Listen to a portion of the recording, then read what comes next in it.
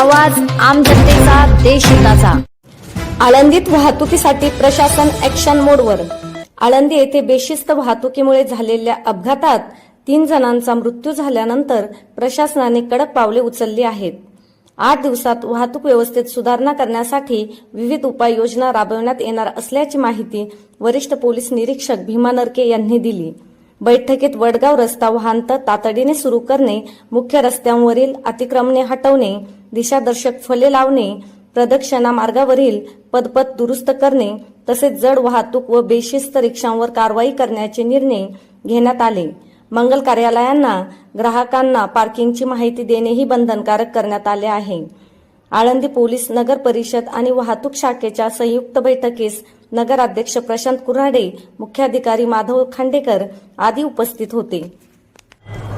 या पीएम कॉर्नरवर येताना जाताना बेशिस्तपणे नाट्याप्रमाणे जुना नगरपालिका चौक येथे दुकानासमोर 3 व्हीलर बेशिस्तपणे लावल्या जातात।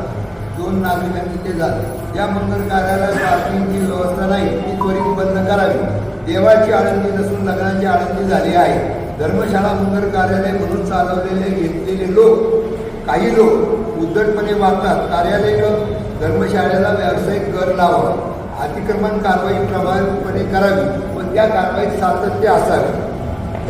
पेट्रोलिंग करत असताना त्या मंदिराच्या समोर आपल्या गुरुजी आहे तिथे हळदीच्या कार्यक्रमाला डीजे लागला, बाहेरचे कुठलं तरी लग्न असं आणि तो नंतर बंद केलं। पण हे थांबलं पाहिजे, कारण इथे जर 100 मंगल कार्यालय आहे तर 2-3 लग्न पकडतात तर 250-300 लग्न दिवसभरात जर होत असतील, प्रत्येकाने डीजे लावला तर राहायचं कसे?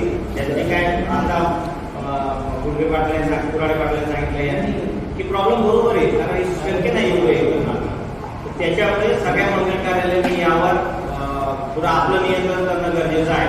प्रत्येक वेळेस आपण प्रशासनाकडे बोट दाखवतो, परंतु आपण हे म्हणणं गरजेचं आहे आपले जे काय अधिकार असतील, आपले कर्तव्य असतील ते आपल्याला बघावे लागतील।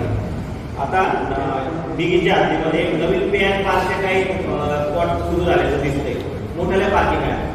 आपण मंगल कार्यालयावर त्यांना सुचवा, लोकांचं असं आहे आज 50-100 रुपये प्रत्येक जण देऊ शकतो, तर तुम्हाला त्यांना सुचवा लागेल किंवा आमच्याकडे पार्किंगला जागा नाही, तुम्ही तिथे गाडी पार्क करा मग आमच्याकडे।